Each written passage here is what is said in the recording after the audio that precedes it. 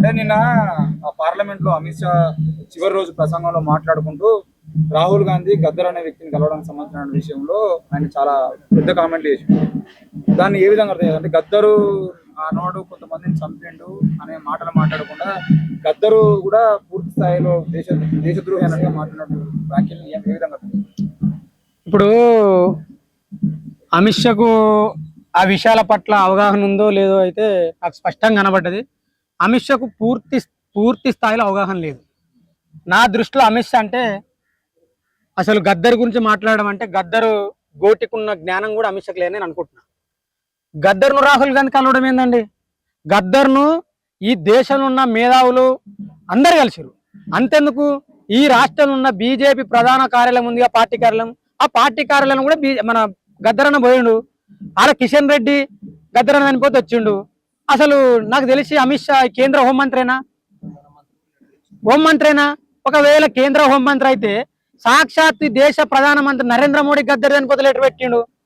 గద్దర్ పెద్ద లేదంటారు పాటల తెలంగాణ పోరాటంలోని.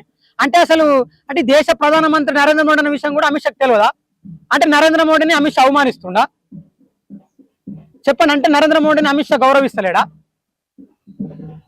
గద్దర్ను రాహుల్ గాంధీ మాట్లాడమేంది? గద్దర్ లేకపోతే తెలంగాణ లేదు, గద్దర్ పాట లేకపోతే తెలంగాణ రాష్ట్రం లేదు. ఇలా ఎవడైనా సరే, ఇంకా నయం అమిత్ షా గొప్పోడు, గద్దర్ చచ్చిపోయాడు కాబట్టి ఇడు బతుకుడు. గద్దర్ బతుకున్న ఒక పాటలు ఒక పల్లె పడితే చచ్చిపోయాడు. ఆయన పాటకున్న పవర్ అసలు ఉంటుంది కదా. మీరు ఆ గద్దర్ గురించి మాట్లాడాల్సింది. నువ్వు పార్లమెంట్ లో మాట్లాడితే ఏం మాట్లాడుతావు? మనిషి లెక్క మాట్లాడుతున్నావా? మనుషులు చచ్చిపోతే ఆనందపడుతున్నావు. నువ్వు మనిషివా మృగానివా? ఇదెక్కడ రాజనీతి? ఇదెక్కడి పార్లమెంట్ సిస్టము? ఈ దేశంలో పుట్టినోళ్ళు చచ్చిపోతే ఆనందపడుతున్నావు. గద్దర్ తెలంగాణ కోసం బుల్లెట్లు దింపుకుండు. తెలంగాణ మట్టిలో తెలంగాణ శ్వాసలో గద్దర్ ఉంటాడు. గద్దర్ గానం గురించి నీకేమెరకవే? నీకు కోసుడు రక్తం చూసుడు తప్ప నువ్వా మాట్లాడేది? మీరు అద్భుతంగా మాట్లాడి ఇంకా గద్దర్ గురించి. రాబోయే ఎలక్షన్లు ఉన్నాయి కదా, మీకు తెలుస్తుంది గద్దర్ పవర్ ఏందో. చూడండి, ఇంకా ఈ నెలలో మీకు కాషాయం ఎగురుతుందో ఎవరెవరితో చూసుకోండి. మీరు కాషాయం పట్టుకొని కమరాలు పట్టుకొని ఉరికాని బాగా ఉరికొస్తారు. మా వాళ్ళు కత్తులు పెట్టి మీ కమరాలు పోస్తారు. ఆ 2 వద్దులు అయితే ఎందుక ఎవరు దుంకుతురు? దుంకులాడగానే సరిపోదు.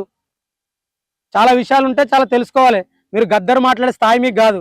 రాహుల్ గాంధీ కాదు, రాహుల్ గాంధీ కంటే గొప్పడు గద్దర్. అసలు గద్దర్ అంటే తెలంగాణ, గద్దర్ అంటే దేశం. ఆయన పాట పాడితే 18 భాషల్లో ఆడింది ఆ దేశంలో.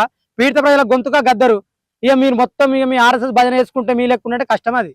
ఆయన సుప్రీంకోర్టు ప్రధాన న్యాయమూర్తిగా అవమానించిండు. న్యాయ వ్యవస్థ మీద గౌరవం లేనోడు.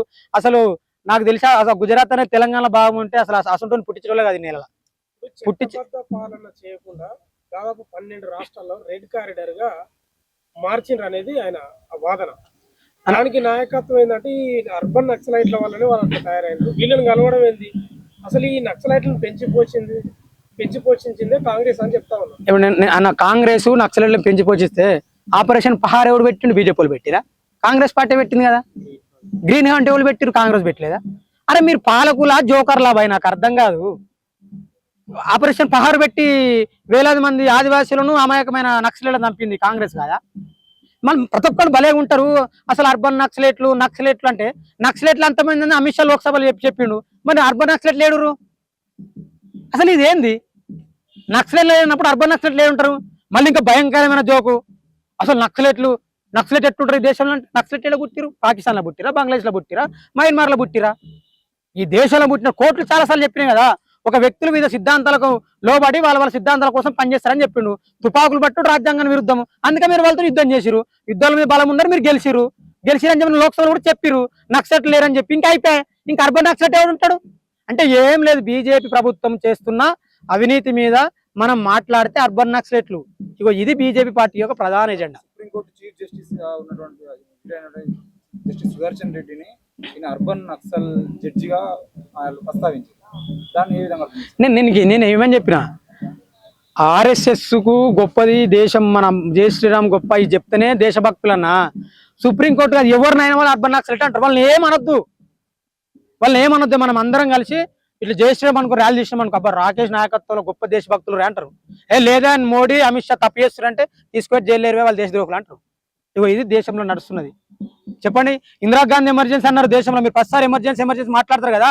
ఎమర్జెన్సీ ఇందిరాగాంధీ కంటే ఈ దేశంలో రెండింతల ఎమర్జెన్సీ నడుస్తుంది మోడీ హయాంలో. అది ఎవడు మాట్లాడితే జైలు వేస్తారు. మరి హిందూ మతం గురించి మోడీ ప్రెస్ మీట్ ఎందుకు మాట్లాడు? చెప్పండి.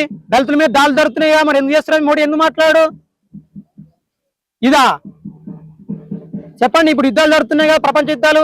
6 అడుగుల చాతున్నాడు కదా ఆయన, లేకపోతే అసలు మనోళ్ళు పెడతారు మెసేజ్. నాకు నవ్వు వస్తుంది. 6 అడుగుల చాతున్నాడు లేకపోతే దేశమే అంటాడు. మరి ఇందిరాగాంధీ ఉన్నప్పుడు ఏడు దేశము చెప్పండి. లాల్ బహదూర్ ప్రధానమంత్రి ఉన్నప్పుడు దేశం లేదా? నెహ్రూ ఉన్నప్పుడు ఈ దేశం లేదా? ఇది ఎక్కడిది? ఏం నేర్పిస్తారు దేశానికి? ఇదంతా యువకులుగా, విద్యావంతులుగా, విద్యార్థులుగా మనం ఆలోచన చేయాలి. దేశము క్రిటికల్ సమస్యలోకి వెళ్ళిపోతుంది. మనకు తెలియకుండానే దేశంలో మన ధర్మాన్ని అమలు చేయడానికి ముందుకు వస్తుంది. కాబట్టి విద్యార్థులు మనం దీన్ని తీవ్ర స్థాయిలో అడ్డుకుంటాము. గద్దర్ గురించి ఎవడు మాట్లాడినా,